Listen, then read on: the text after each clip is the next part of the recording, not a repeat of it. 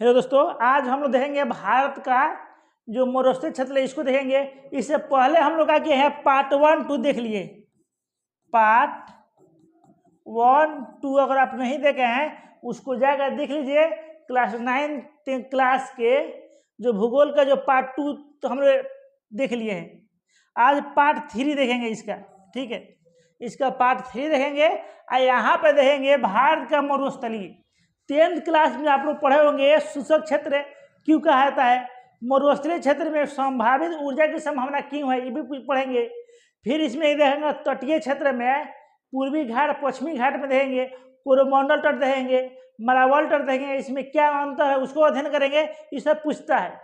फिर देखेंगे लक्षद्वीप है, लक्षद्वीप को किन किन नामों से जाना जाता है। इस सब कुछ को आप अगर CUT की तैयारी कर रहे हैं चाहे अदर कॉम्पिटिटिव एग्जामों की तैयारी कर रहे हैं वहाँ पे आपका फायदा होगा। किसी भी एग्जाम को अगर दे रहे हैं आपको अगर GS वहाँ पढ़ना है तो भूगोल आपके लिए बहुत उपयोगी होगी।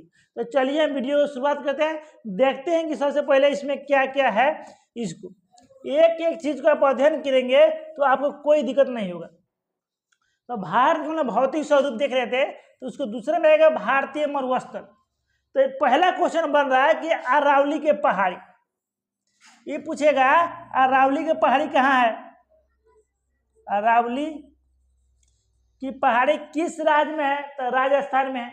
कौन सा पर्वत है, तो अवशिष्ट पर्वत है, ठीक है। इसको पूछता है किस धर्म के लिए प्रसिद्ध है, वहां जैन धर्म के लिए ज्यादा प्रसिद्ध है।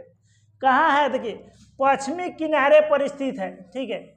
अरावली पहाड़ी के पश्चिमी किनारे पर थार मरुस्थल है। देखिए ये पूछता है कि भारत का सबसे बड़ा विशाल मरुस्थल कौन है, तो थार। देखिए हई अरावली पर्वत श्रृंखला है, इसका पश्चिम साइड ये हो गया। तो यहाँ पाकिस्तान के किनारे जो बॉर्डर है, यहाँ पाकिस्तान के सीमा पर यहाँ पे है थार मरुस्थल। थार मरुस्थल पूछता है क्वेश्चन कि भारत का सबसे बड़ा मरुस्थल कौन सा है, तो थार मरुस्थल है। किस ऐसे में क्वेश्चन ज्यादा टॉप करेगा तो पूछ देगा अरावली पहाड़ी के पश्चिम में कौन सा मरुस्थल है, तो थार मरुस्थल है। ये पूछे किस चीज के लिए फैसला था, देखिए तो बालू के टीलों से ढाका एक तरंगित मैदान है। ये बालू है, क्या है, जो थार मरुस्थल है पूरा बालू का टीला के रूप में, ठीक है, बालू के टीला के रूप में है। ये पूछ रहा है कि कितने क्षेत्रफल में फैला कम से कम, तो यहाँ पर देखिए प्रति वर्ष 100 इतने किमी से कम वर्षा होती है। यहाँ पे क्या होता है कि मरुस्थलीय क्षेत्र में वर्षा कम होती है, ठीक है, 150 ठीक है मिलीमीटर से कम वर्षा होती है। फिर इन क्षेत्रों को हम वनस्पति शुष्क क्षेत्र कहते हैं। जो मरुस्थलीय क्षेत्र है उसको हम क्या बोलते हैं, शुष्क क्षेत्र। अगर कहेगा कि भारत में कौन ऐसा क्षेत्र है जहां शुष्क जलवायु पाई जाती है, शुष्क जलवायु, ये क्वेश्चन पूछेगा शुष्क जलवायु जहां आया तो आपको दिमाग में आना चाहिए चाहे शुष्क वनस्पति पाया जाता है। ये दोनों क्वेश्चन इंपोर्टेंट है, शुष्क जलवायु चाहे शुष्क वनस्पति। तो बुझे कि मरुस्थल की बात कर रहा है, किसका, मरुस्थल का बात कर रहा है। तो इस तरह जब एक एक लाइन का अध्ययन करेंगे तो समझिए कि आपको टॉपर बनने में कोई नहीं रोकेगा, ठीक है। आप आराम से किसी विषय कंपटीशन में जो CUT के बाद ज्यादा चर्चा होती है उसको आसानी से क्लियर कर सकते हैं। यहाँ के वनस्पति बहुत से कम होते हैं, होंगे तो क्या छोटे कटीले वन पाए जाते हैं, ठीक है, कैक्टस पाए जाएंगे। यहाँ पे वर्षा कुछ ही सरिताएं दिखती है।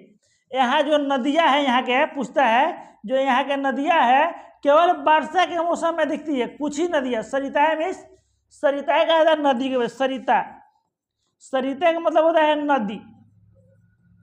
तो कुछ ही नदियां है जो आपको क्या है बरसात के मौसम में यहाँ पे दिखती है। तो इस तरह से आपको शब्द को भी ज्ञान होना चाहिए।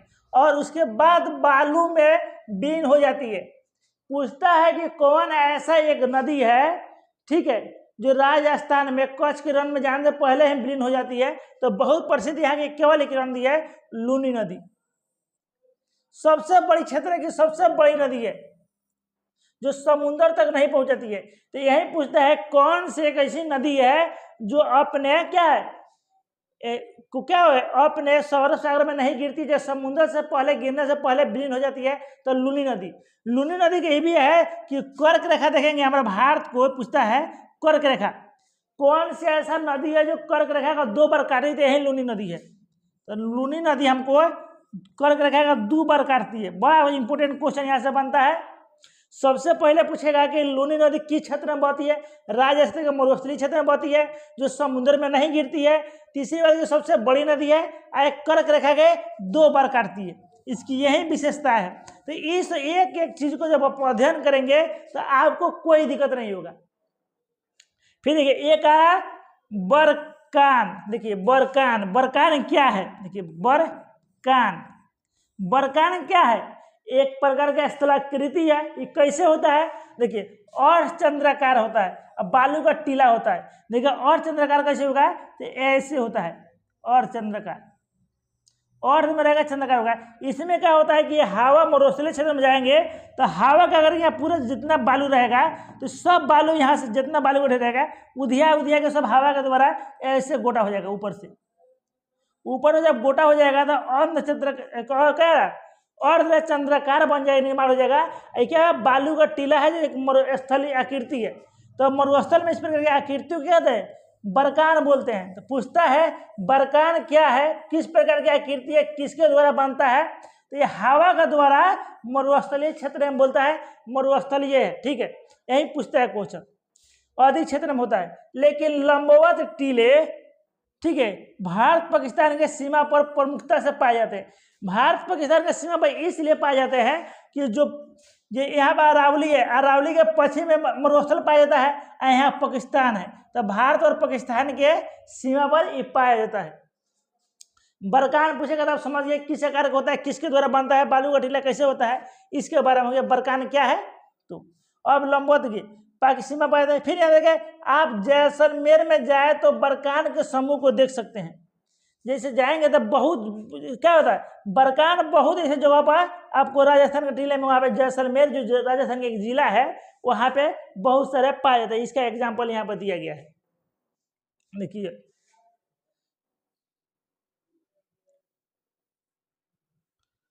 तो हम लोग क्या करेंगे, मरुस्थलीय क्षेत्र देख लिए। यहाँ पे देखिए, यहाँ पे कुछ दे रहा है कि देखिए यहाँ पर कुछ दे रहा है। देखिए यहाँ पर कैसे बना है, यहाँ का जब एरिया आप देखेंगे आराम से, देखिए यहाँ पर ध्यान से देखेंगे यहाँ पर सब बरकान बना है।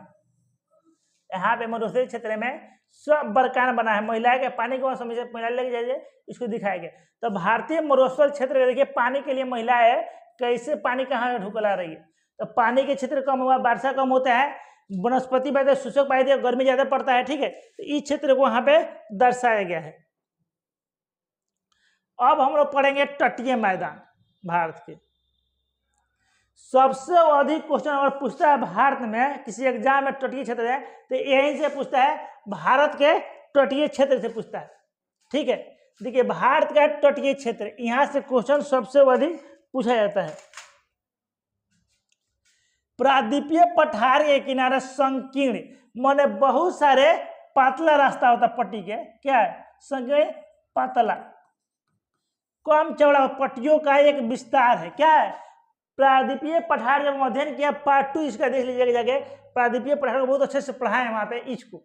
इसमें क्या होगा कि तटीय क्षेत्र 2 क्षेत्र में है, फैला है। तो ये आपको पहले हम बता दें, देखिए ये तो हमारा भारत, प्यारा सा भारत हो गया। यहाँ पे देखेंगे तो ये जो समुद्र से एरिया है सब तटीय क्षेत्र में कहलाता है। ये सब तटीय क्षेत्र है यहाँ पे। तो एक तो हो गया है पूर्वी तट, हो गया पूर्व में आता पूर्वी तट, पश्चिम में आता पश्चिमी तट, पश्चिमी तट, पूर्वी तट हो गया। यही तट के बारे में पढ़ना है हमको। ठीक है, इसी चीज को अध्ययन करना है। पूर्वी तट पश्चिमी तट में क्या अंतर है, उसमें कौन कौन सा तट है, ऊपरी भाग का क्या नाम है, नीचे वाला भाग क्या नाम, मध्य के क्या नाम है, ये पूछता है क्वेश्चन। इसकी विशेषताएं क्या है, तो यही चीज इंपोर्टेंट है, ये पूछता है। ठीक है, तो उसी को देखेंगे। एक चीज है क्या, एक अरब सागर में, बंगाल देखिए अरब सागर में, यहाँ पे देखेंगे तो इधर वाला जो एरिया है अरब सागर है, आई बे ऑफ बंगाल है, बे ऑफ बंगाल है। तो यहाँ पर दिया अरब सागर से लेकर पूर्व में बंगाल के एक विस्तृत क्षेत्र है, खाड़ी तक विस्तृत है। ये अरब सागर से लेके, यहाँ से लेके और यहाँ तक सब देखेंगे क्या है, ये सब तटीय क्षेत्र में आता है। क्या है, तटीय क्षेत्र में आता है। यही कहता है कि पश्चिमी तट और पश्चिमी घाट अरब सागर के बीच स्थित एक संकीर्ण मैदान है। पूछेगा कि कौन सा मैदान है, पश्चिमी घाट और अरब सागर के बीच में जो स्थित है, ठीक है। माने पश्चिमी घाट हो गया, ये भारत का मैप हो गया, और पश्चिमी घाट हो गया, और यहाँ अरब सागर है सब। तो इसके बीच में, सब अरब सागर के बीच में क्या है, संकीर्ण मैदान है। जो मैदान है कम क्षेत्र, क्या है, कम फैला है, पतला है, यहाँ पे इसी को बताया गया है। फिर यहाँ पे कह रहा है कि अलग से देखेंगे तो इसका नामकरण गया है कि इसको 3 भागों में बांटा गया। पश्चिमी घाट में कितने भागों में बांटा गया, 3 भागों में। अब 3 भाग में देखिए क्या है, इसके उत्तरी भाग को कौन कहते हैं, ये कर्नाटक वाला वो भाग है उत्तर वाला है, तो उत्तरी भाग को क्या कहते हैं, इसको देखेंगे उत्तरी वाला जो भाग है यहाँ पे, इसको क्या कहता है, कोकण कहते हैं, कोकण। पूछेगा आप पश्चिमी तट के उत्तरी भाग को क्या कहते हैं, तो कोकण कहते हैं। पश्चिमी भाग के उत्तरी भाग क्या कहते हैं, कोकण कहते हैं। तो मुंबई और गोवा वाला जो एरिया है इसमें आता है मुंबई और गोवा, उत्तरी भाग को कोकण कहते हैं, मुंबई और गोवा के एरिया को कहते हैं।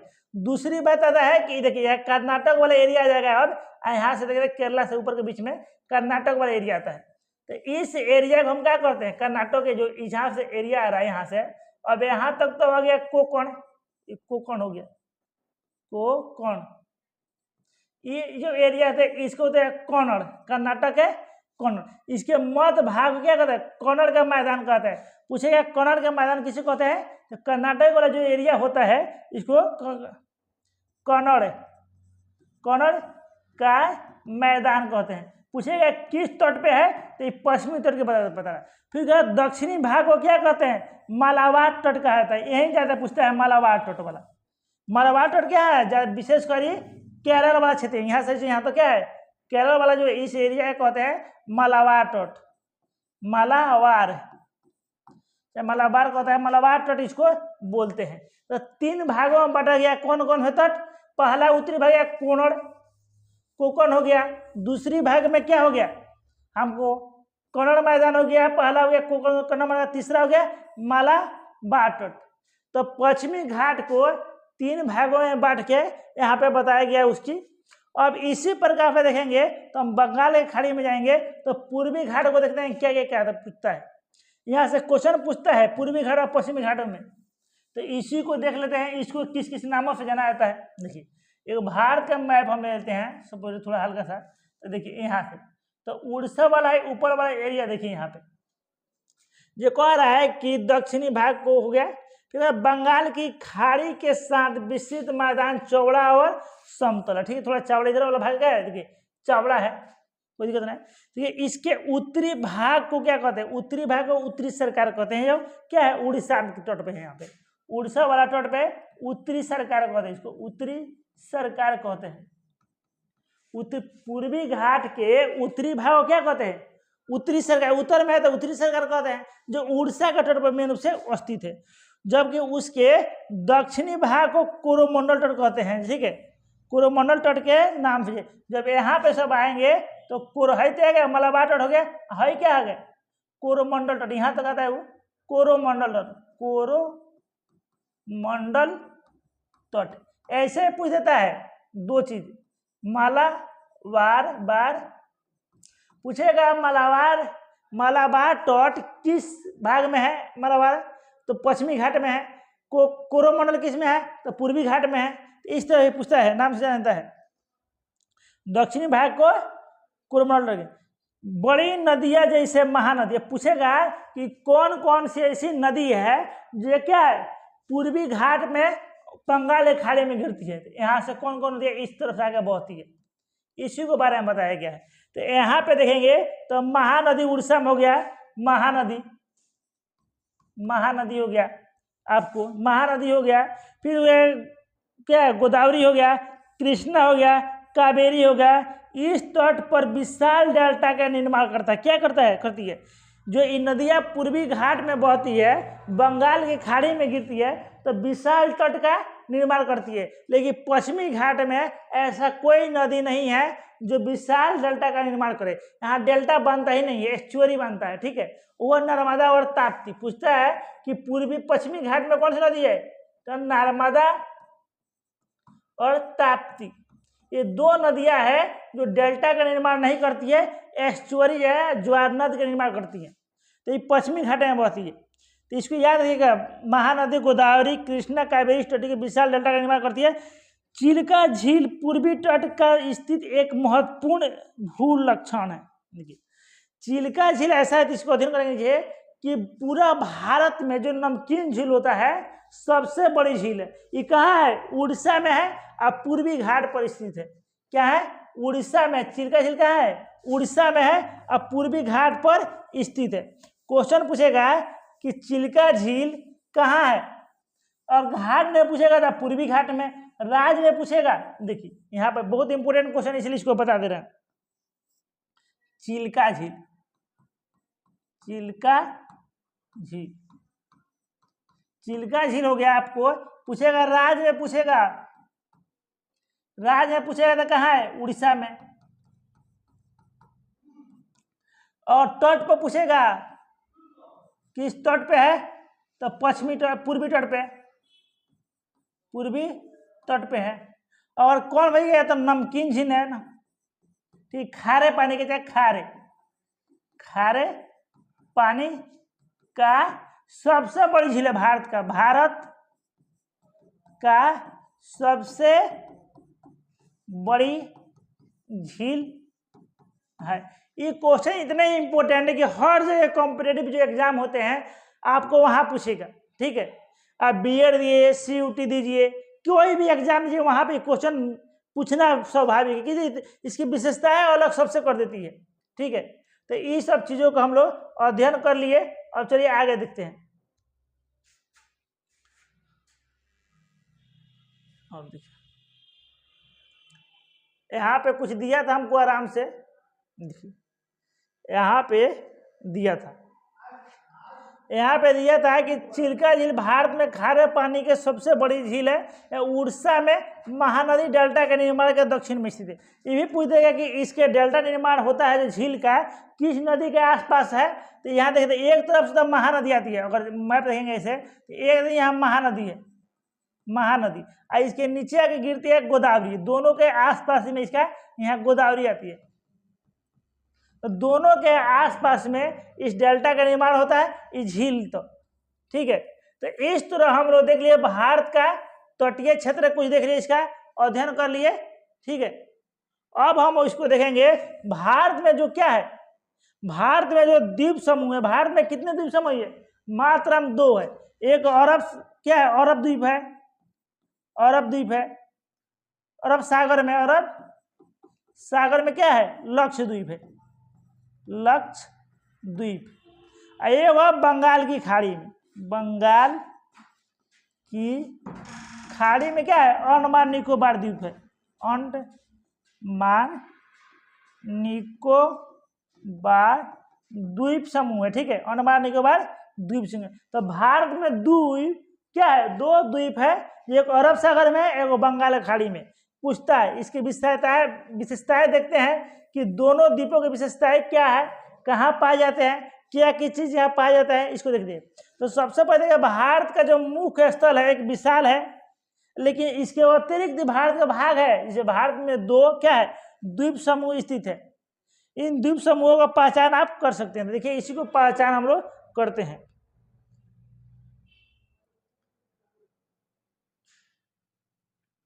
देखिए अब इसको देखेंगे तो सबसे पहले देखिए एक मैप आपको पहले बता दे। देखिए कहता है केरल के मलाबार तट के स्थित लक्षद्वीप है। अब देखिए भारत का मैप हम बना दिया आपको। तो ये आपका हो गया मलाबार तट, अभी बढ़ाए थे, मलाबार तट हो गया। अब इसके क्या कर रहा है? इसके पास स्थित लक्षद्वीप, और ये हो गया अरब सागर, और इसी में सब है क्या है? लक्षद्वीप है, लक्षद्वीप है। तो क्या है? यह भारत अरब सागर में लक्षद्वीप स्थित है, यह मलाबार तट के पास स्थित है, और यह क्या है? यह पूर्वी घाट के करीब है। क्या है? सॉरी, पश्चिमी घाट के, पश्चिमी घाट के करीब है। ठीक है, अरब सागर में स्थित है। इसको कह रहा है कि यह समूह छोटे परवाल समूह से बना है। अब पूछेगा किस चीज से बना है, तो छोटे छोटे परवाल से बना है, छोटे छोटे परवाल। परवाल क्या है, एक समुद्री जीव होते हैं, इसके बारे में बताएंगे आगे। समुद्री जीव होते हैं परवाल, क्या होते हैं, समुद्री जीव होते हैं, समुद्री जीव होते हैं। जो समुद्री जीव होते हैं इसी को परवाल कहते हैं। इसको बताएंगे इसी से निर्माण हुआ है कि किसके निर्माण हुआ है, अरब द्वीप जो बना है यही इसी से हुआ है परवाल, यही परवाल से अरब द्वीप का निर्माण हुआ है, ठीक है। लक्षद्वीप जो है इसी का निर्माण हुआ है। अब इसमें देखते हैं इसको किन किन नामों से जाना था, पूछता है कि किन किन नामों से जाना था, लक्षद्वीप को किन किन नामों से जानता है। लक्षद्वीप, लक्षद्वीप को किन किन नामों से जाना जाता है। नंबर देखिए यहाँ 3 नाम है यहाँ पे, जिसके लाकाद्वीप, लाकाद्वीप पूछेगा कि लाकाद्वीप को किसके नाम से जाना जाता है, तो लक्षद्वीप के। लाकाद्वीप मिनिकॉय, मिनिकॉय, तीसरा हुआ एमिन द्वीप, एमिन द्वीप, मीन द्वीप के नाम से जाना जाता है। लक्षद्वीप के कितने नाम है, लक्षद्वीप के 3 नामों से जाना जाता है, लाकाद्वीप, मिनिकॉय और एमिन द्वीप के नाम से जाना जाता है। फिर बोला इसका नाम क्यों बदला गया, लक्षद्वीप क्यों किया गया था, तो देखिए इसमें पूछता है क्वेश्चन यहाँ पे। तो 1973 ईस्वी में इसका नाम लक्षद्वीप रखा गया। 1973 में इसका नाम लक्षद्वीप कर दिया गया है, ठीक है। इसका नाम क्या कर दिया 1973 में लक्षद्वीप है। लेकिन इन 3 नामों से पूछेगा कि किन किन नामों से जाना था, इस पर ध्यान रखना है आपको, पूरी तरह से इस पर ध्यान रखें। पूरी इसके क्षेत्रफल में अगर देखा जाएगा तो कितना 32 वर्ग किलोमीटर सबसे छोटे क्षेत्रफल में फैला है। पूछेगा कि सबसे छोटे क्षेत्रफल में ये फैला कितने क्षेत्रफल में जो है लक्षद्वीप है, केंद्र शासित प्रदेश है यहाँ पे। इसकी राजधानी क्या है, तो कावारती, कावारती, कावारती, कावारती द्वीप पर इनकी क्या है, प्रशासनिक राजधानी है। इसका ये बोलेगा प्रशासनिक मुख्यालय माने इसका राजधानी है। ये क्या है, लक्षद्वीप एक केंद्र शासित प्रदेश है। तो इस तरह हम लोग लक्षद्वीप के इस चीजों को देखें। इसमें और चीज देखते हैं कि कौन कौन से द्वीप है, इसमें क्या है, जो यहाँ से क्वेश्चन बहुत इंपोर्टेंट बनता है। इस द्वीप पर अगर देखेंगे तो 2 चीज इंपोर्टेंट है यहाँ पे, ठीक है। यहाँ पे देखेंगे, इसको आप नोट भी कर सकते हैं, बहुत इंपोर्टेंट है यहाँ तक। देखिए एक इस द्वीप पर पादप माने पेड़ पौधे और जंतु के से प्रकार पाए जाते हैं, बहुत से प्रकार यहाँ पे पाए जाते हैं। यहाँ पे द्वीप देखिए, एक पिटली द्वीप है, द्वीप है पिटली द्वीप है, यहाँ पे बहुत सारे द्वीप है। पिटली, पिटली द्वीप है, क्या है, पिटली एक द्वीप है जहाँ मनुष्य निवास नहीं करते, जहाँ मनुष्य नहीं है। और सब द्वीपों मनुष्य है, लेकिन बहुत सारे छोटे छोटे द्वीप बनाया से मनुष्य निवास नहीं करते हैं, मनुष्य निवास नहीं करते हैं। पूछेगा कि लक्षद्वीप में कौन से ऐसे एक द्वीप है जहाँ मनुष्य नहीं रहते हैं, तो क्या है, क्या पिटली द्वीप है। लेकिन तो वहाँ क्या रहते हैं, तो एक पक्षी अभयारण्य बनाया गया है। क्या है, एक पक्षी अभयारण्य बनाया गया है, पक्षी अभयारण्य, एक पक्षी अभयारण्य बनाया गया है, अरण्य। पिटली द्वीप क्या है, एक पक्षी अभयारण्य है, यहाँ मनुष्य निवास नहीं करते थे। इस तरह से हम लोग क्या थे, लक्षद्वीप के देख लिए आराम से, कोई भी दिक्कत नहीं होगा लक्षद्वीप के बारे में। कोई भी कुछ क्षेत्रफल देख लिए, किन किन नामों से जाता है, कहाँ है, केंद्र शासित प्रदेश देख लिए, उसकी राजधानी देख लिए, किस दिशा में स्थित वो भी देख लिए। इस सब चीजों को हम लोग लक्षद्वीप के बारे में देख लिए। कोई भी किस चीज से इसका निर्माण हुआ है वो भी देख लिए। अब देखेंगे बंगाल की खाड़ी, देखेंगे यहाँ से जो मेन विशेषता है उसको अध्ययन करेंगे। देखिए अब बंगाल की खाड़ी में उत्तर से दक्षिण की तरफ फैले द्वीपों के श्रृंखला की ओर ध्यान दीजिए। और देखिए बंगाल की खाड़ी के यहाँ पे देखेंगे मैप में, तो ये भारत हो गया, यहाँ पे सब क्या है, बंगाल की खाड़ी है। लेकिन कह रहा है कि क्या उत्तर से दक्षिण में क्या है कि अंडमान निकोबार जो द्वीप समूह है हम लोग द्वीप के रूप में जहते हैं, क्या है, उत्तर से दक्षिण में। तो उत्तर से उत्तर से दक्षिण में फैला है। पूछेगा कि अंडमान निकोबार द्वीप समूह किस तरफ फैला है, पूर्व से पश्चिम फैला है कि उत्तर से दक्षिण फैला है। ठीक है, तो हम क्या है, उत्तर से दक्षिण फैला है। फिर अंडमान और निकोबार 2 द्वीप है यहाँ पे। पूछेगा कितने थे, अंडमान और निकोबार द्वीप है। यह द्वीप क्या है, द्वीप समूह आकार में बड़े संख्या में है। यहाँ पे बहुत सारे द्वीप यहाँ पे आकार में क्या है, बड़े संख्या में पाए जाते हैं। इसका भी अध्ययन कर लेते हैं। अब सबसे पहले इसको देख लेते हैं परवाल को, फिर तो उसके बाद इसको परवाल को हम देख लेते हैं। तो बहुत कई बहुल और बिखरे हुए हैं, जितने भी अंडमान निकोबार द्वीप से बिखरे हुए हैं, मुख्यतः 2 भागों में बट गया है। उत्तर भाग को अंडमान, पूछेगा अंडमान निकोबार द्वीप समूह का नाम क्या है, तो उत्तर वाला जो यहाँ पर 2 भागों में बट गया है, तो ऊपर वाला भाग को अंडमान कहते हैं और नीचे वाला भाग को निकोबार को बार। तो इसलिए इसका नाम पड़ा है अंडमान निकोबार द्वीप समूह। तो उत्तर और दक्षिण दोनों को मिला दिया जाता है। ठीक है, इसलिए इसका नाम अंडमान निकोबार द्वीप समूह पड़ा है। ठीक है, अब देखिए इसमें देखेंगे तो देखिए कितना इंपॉर्टेंट है, जो द्वीपीय देश है कितना इंपॉर्टेंट है यहाँ पे, इसको देख लीजिए। आगे एग्जाम आने वाले, देखिए यह द्वीप क्या है, बहुत पर्वत श्रेणी में है कि देश की सुरक्षा के, यह द्वीप समूह देश की सुरक्षा के लिए कितने इंपॉर्टेंट है, इसी का अध्ययन हम लोग कर लेते हैं। और उसके बाद फिर उस पर आएंगे परवाल पर, तब आपको समझाएंगे किसके लिए इंपॉर्टेंट है, देश की सुरक्षा के लिए। दोनों द्वीप है जो है। देखिए अब आपको पूरा चैप्टर जो पढ़ाए थे हम यहाँ से एक दूसरे का पूरा समझ चलेगा, आपको किसी प्रकार के दिक्कत नहीं होगी। यहाँ पर जब देखेंगे तो पूरा अध्ययन कर लेंगे। ठीक है, अब हमको अगर पूरा चैप्टर नंबर 2 को देखेंगे। ठीक है, भौतिक स्वरूप को अगर आपको क्या करना है, आपको निष्कर्ष लिखना है। निष्कर्ष लिखना है तो आप देखिए पूरा निष्कर्ष के रूप में पूरा जितने चैप्टर है सब यहाँ पर रख दिया गया है। उतने देखिए क्या है, एक दूसरे के पूरे जितने भौतिक स्वरूप है, पहाड़, पर्वत, तटीय क्षेत्र, मरुस्थलीय क्षेत्र एक दूसरे का पूरक है। ठीक है, और वे देश के प्राकृतिक संसाधनों में समृद्ध बनाते हैं। हमारे देश के जितने प्राकृतिक संसाधन है सबको क्या है, समृद्ध बनाते हैं, धनी बनाते हैं। उत्तरी पर्वत जल और क्या है, वनों के प्रमुख स्रोत है। जो हिमालय है, क्या है, हिमालय पर वन है, पर्वत है, उस पर बर्फ जमा हुआ है। जो पानी का स्रोत जो हिमालय पर नदियां निकलती है उसकी विशेषता बता रहा है, उसका निचोड़ दे रहा है। फिर कह रहा है कि जो उत्तरी मैदान वाला देश है उसके नीचे जब आएंगे, आपको पढ़ाए थे हम। ठीक है, तो वो क्या कर रही है, वो अन्न भंडार के लिए प्रसिद्ध है। हमारे जो उत्तर भारत के विशाल भंडार है वो भी क्या, कृषि कार्य ज्यादा किया जाता है, तो अन्न भंडार के लिए विशेषता बताया गया। जब प्राचीन सभ्यताओं के विकास को आधार मिला है, इससे क्या बोला कि प्राचीन सभ्यता का जो विकास हुआ इसी का आधार मिला है। फिर हम पठारी भाग आएंगे तो वहाँ खनिजों के लिए भंडार है।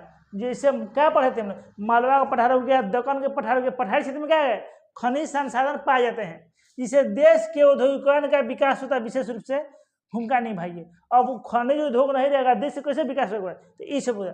फिर तटीय क्षेत्र में, समुद्र में हम लोग क्या करने जाते हैं, मछली मारने जाते हैं। तो मत्स्य पालन और पोत जो भी हम लोग का बंदरगाह है तटीय क्षेत्र में तो है, जैसे उड़ीसा में प्रादीप बंदरगाह है, बेंगलोर है, मुंबई बंदरगाह है, कोलकाता बंदरगाह है, प्रादीप है। ठीक है, तो इस सब बंदरगाह क्या है, ये सब तटीय क्षेत्र में है। तो मत्स्य पालन पोत माने बंदरगाह, ये चीज है। क्रियाकलाप उपयुक्त स्थान है। इस प्रकार के हम देश के विविध और भौतिक, दिखेगा आगे रहता है, भौतिक आकृति भविष्य में विकास को अनेक संभावनाएं रहती है। हमारे देश में इस प्रकार के विकास को अनेक संभावनाएं है। अब आइए हम लोग देखते हैं परवाल द्वीप क्या है, इसको पहले समझ लेते हैं, कितने प्रकार होते हैं, कैसे काम करता है, बहुत इंपॉर्टेंट है। और फिर देखेंगे ऑस्ट्रेलिया में जो है ग्रेट बैरियर रीफ है, उसको भी अध्ययन कर लेंगे। इसको पूरा ध्यान दीजिए इस वीडियो पर। ठीक है, ये वीडियो अगर अच्छी लगे तो लाइक कीजिएगा, सब्सक्राइब कीजिएगा और शेयर जरूर कीजिएगा। ऐसे वीडियो आपके हेल्प के लिए हम बनाते रहेंगे। तो सबसे पहले देखिए इसको, ये बहुत इंपॉर्टेंट है, स्क्रीनशॉट भी ले रख सकते हैं। परवाल पॉलिपस कम समय तक जीवित रहने वाले सूक्ष्म प्राणी। कहते हैं परवाल क्या है, एक सूक्ष्म प्राणी है। क्या, समुद्री सूक्ष्म प्राणी है, जो क्या है, समुद्रीय जीव है। क्या है, समुद्री जीव है। जो कि समूह में रहते हैं। पूछेगा परवाल किस में रहते हैं? समूह में रहते हैं। इनका विकास छिछले और गर्म जल में होते हैं। अभी परवाल जीव जो होते हैं जो समुद्र के गहराई में नहीं जाते हैं, ये ऊपरी वाला एरिया में पाए जाते हैं। क्या है? ऊपर वाला एरिया में पाया जाता है। ऊपर वाला एरिया में क्या होता है? जल थोड़ा क्या है? छिछले और जल गर्म जल में, जल गर्म होते हैं वहां पे पाया जाता है। इसकी विशेषता बताया जाए कि कहाँ पाया जाता है? छिछले और गर्म जल में पाया जाता है। इसके क्या पाया जाता है ये भी देखिए इसमें कि कैल्शियम कार्बोनेट का स्राव होता है। जो होते हैं उसका जो खपती होता है कैल्शियम कार्बोनेट, इसका जो कवर होता है ना ऊपर वाला जो होता है वो कैल्शियम कार्बोनेट चूना पत्थर का है, वो बना होता है। ठीक है। परवाल स्राव और परवाल अस्थियां टीले के रूप में निक्षेपित होती है। वो टीले के रूप में क्या होता है? जमा हो जाती है। एक टीले, इसका जो अस्थियां धीरे धीरे जब जीव मरते हैं एक दूसरे के ऊपर एक टीला के रूप में बनाते चले जाते हैं। एक जीव मर गया उसके ऊपर दूसरा जीव, इस तरह से परवाल द्वीप का निर्माण होता है। इसी प्रकार से जो हमारा द्वीप है लक्षद्वीप, इसी का निर्माण यही परवाल जीवों की वजह से हुआ है, इसलिए यहाँ पे इसकी चर्चा है। फिर क्या है? कितने प्रकार के होते हैं? 3 प्रकार के परवाल होते हैं। देखिए, परवाल रोधिका जो जीव है रोधिका के रूप में काम करते हैं। दूसरा है कि तटीय परवाल भित्ति के रूप में काम करते हैं। तीसरा है वलय परवाल, जैसे ऐसे रहते हैं वलय वाला, इस रूप में काम करते हैं, जैसे स्प्रिंग को मोड़ते हैं इस रूप में। इसी में है कि ऑस्ट्रेलिया का ग्रेट बैरियर रीफ क्या है? ग्रेट ऑस्ट्रेलिया में ग्रेट बैरियर रीफ है जो कि एक परवाल रोधिका है, जो इसका अच्छा परवाल रोधिका का अच्छा उदाहरण है। देखिए उदाहरण है, यह परवाल वलय द्वीप गोलाकार होता है या हार्स शू माने घोड़े के समान आकार वाले रोधिका बनाते हैं। परवाल वलय द्वीप जो होते हैं घोड़े के समान वाला रोधिका बनाते हैं। तो वीडियो अच्छी लगे तो लाइक कीजिए, सब्सक्राइब कीजिए और शेयर कीजिए। इस तरह का वीडियो हम लोग के पास आप लोग के पास लाते रहेंगे। Thank you.